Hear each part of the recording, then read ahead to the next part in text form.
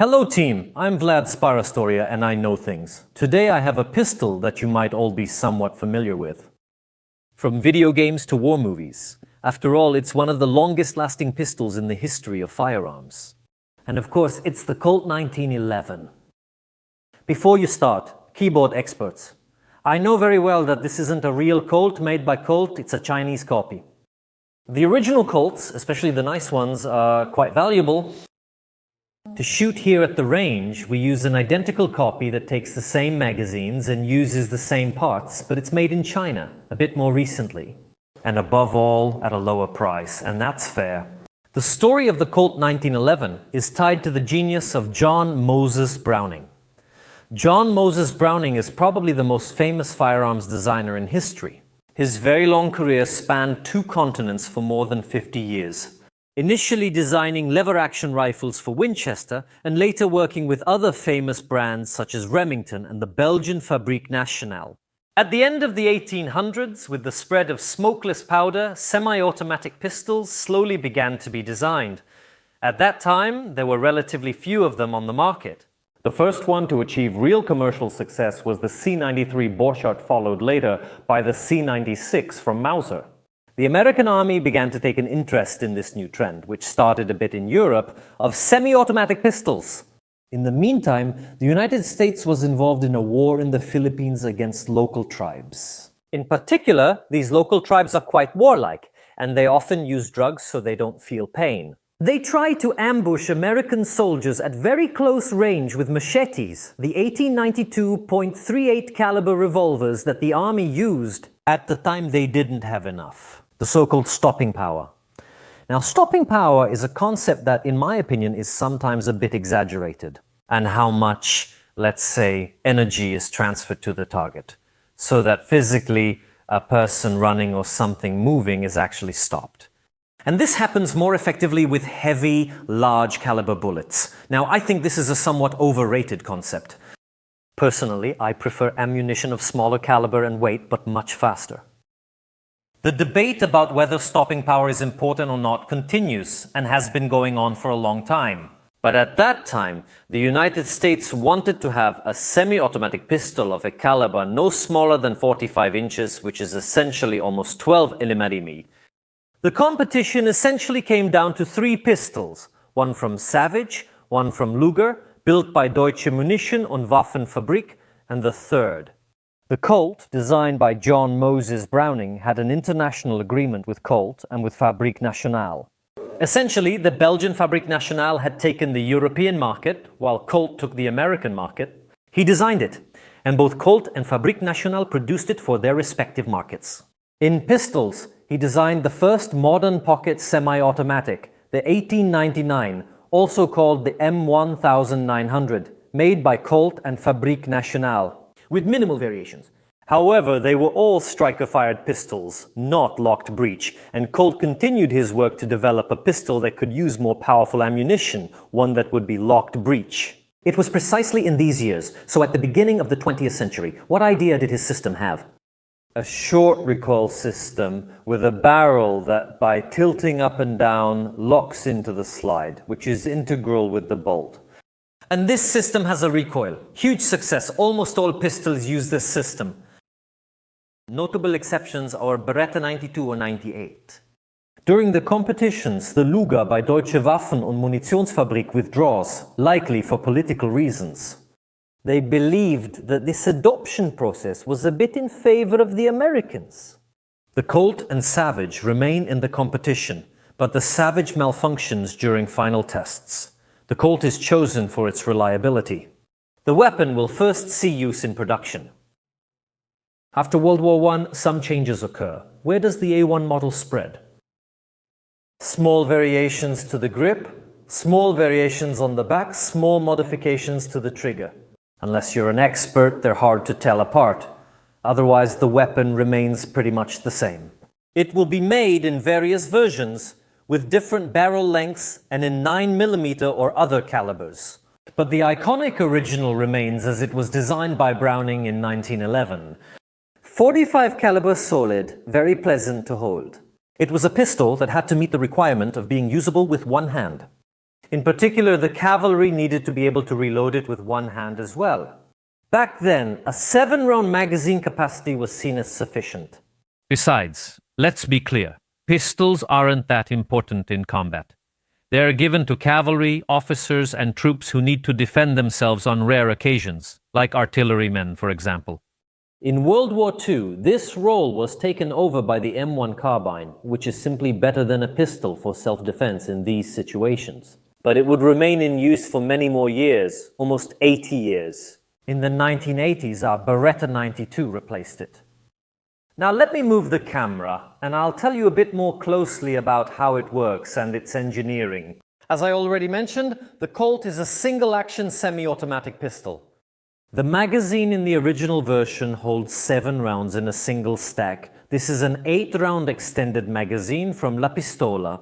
That's why it's quite slim in the grip, and even though it looks big, it fits even smaller hands and is particularly pleasant to hold. It has 2 safeties. The first one is here on the grip. If I cock the hammer but don't hold the grip, I can't do anything. I have to hold it. And in this case, the hammer falls and fires the shot. Personally, I'm not a big fan of grip safeties. I think they're more of a nuisance than anything else, and they often make things a bit more complicated. The pistol is not something you easily get used to, nor is it something that's commonly found on modern firearms. This is a relic from the past. Another safety that only works when the hammer is cocked is this one here, in theory.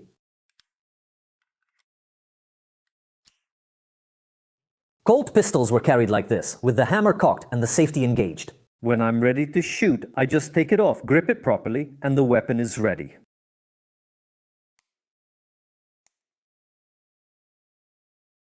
In this, let's say tube, there's a spring that works both as a spring for the safety and also for the hold open lever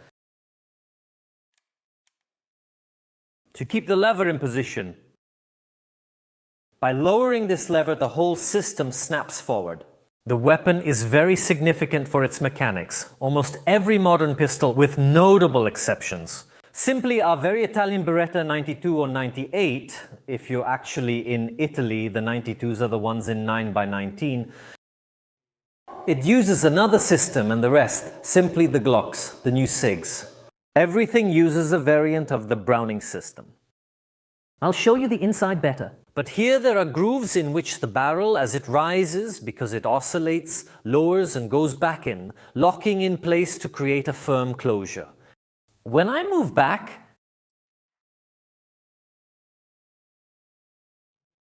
imperceptibly, I don't know if you can see it, the barrel has tilted downward. It's not perfectly horizontal. This causes the barrel to disengage from the bolt and slide assembly. Disassembling it is relatively complicated, meaning it's much more complicated than what you would do with a simple modern pistol.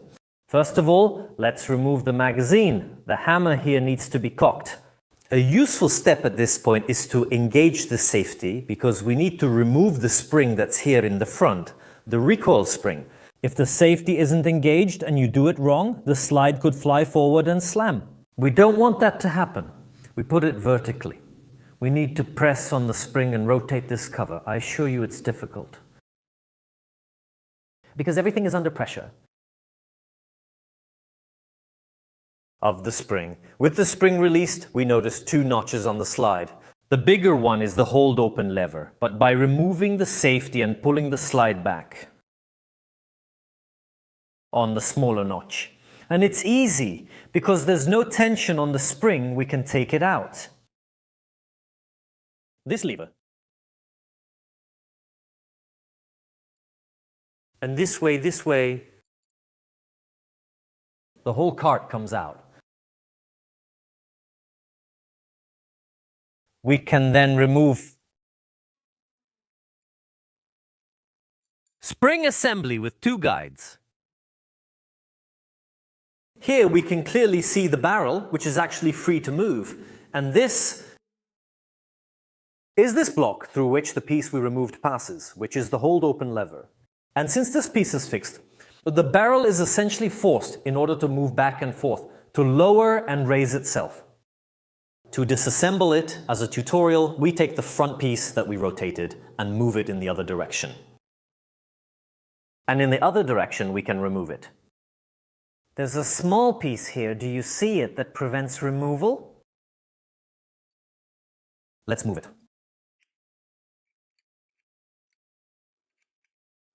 Finally. Remove the barrel. And here you can see very well these teeth that I mentioned to you, which engage when the barrel. So maybe we'll repeat it better.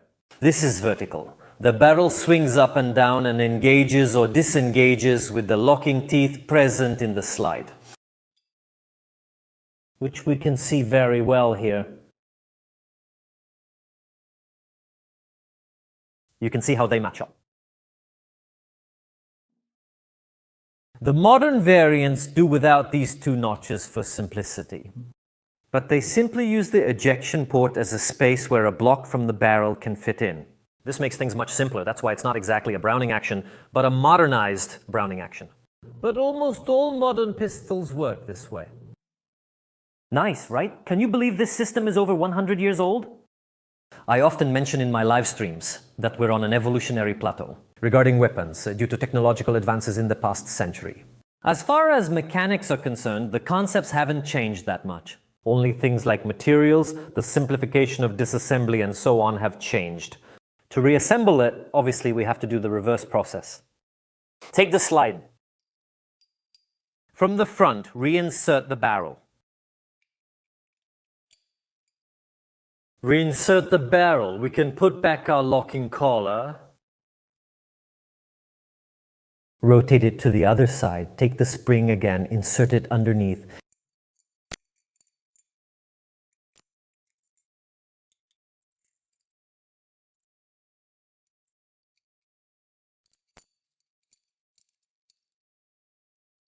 We can now reassemble the slide.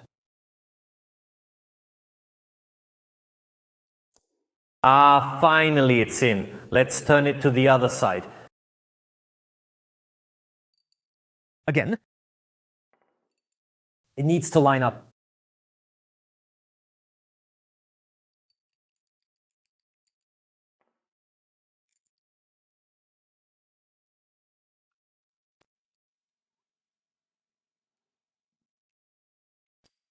Ah, I did it. We can go back, check if everything is okay. Okay, I'll put the safety on. Everything is solid. I hope it doesn't explode in my hand when I go to shoot later. Again. Press here! This is tough because if I mess up, the spring could hit my face. Ha!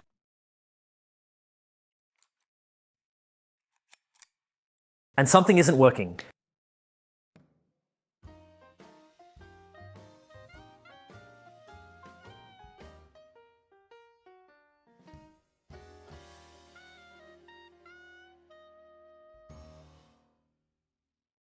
After a constant struggle and a reassembly mistake, I did it, guys.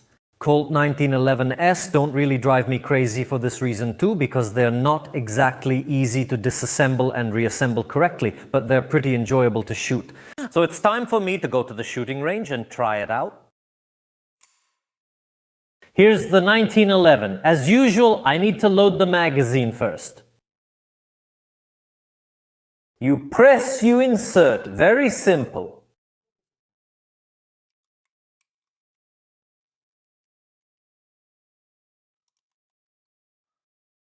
The magazine.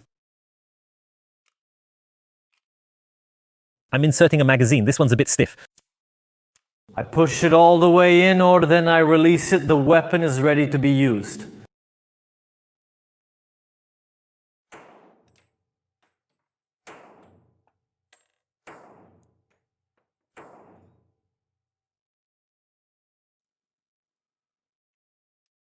Extraction problem.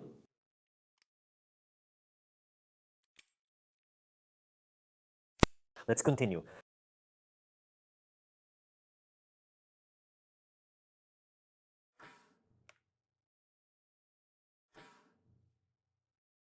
Another issue, this is probably the 10th time with the 1911 that I shoot. And here there's an extraction problem, even with a broken shell casing. I don't know why they often do that.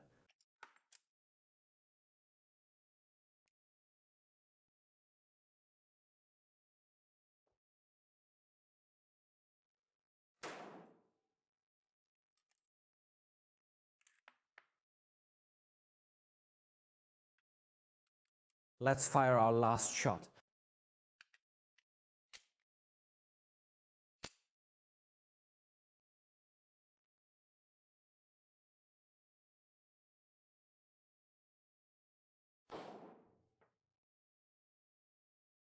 What can I say? I think the Colt 1911 is a controversial weapon. On one hand, it has a very long history, which is absolutely admirable. On the other hand, in my opinion, there are a lot of fanboys who believe it's the best thing in the world, when in reality, it's an old pistol. It's becoming obsolete. It's outdated in some ways. Because on the market, if you want something in .45, there are much better options. And many say that the problem with extraction is that you don't grip it tightly enough. You know, the first time? Maybe, but this is at least the 10th 1911 pistol that has extraction problems even when I hold it tightly. Why? I'm still not convinced. Technology has advanced and pistols are now much more reliable. By the standards of that time, it was probably the best. It will remain one of the best for many years to come. Today, it's a beautiful piece of history, and if you have the opportunity, I recommend all of you try it. Thank you for watching this video. See you next time.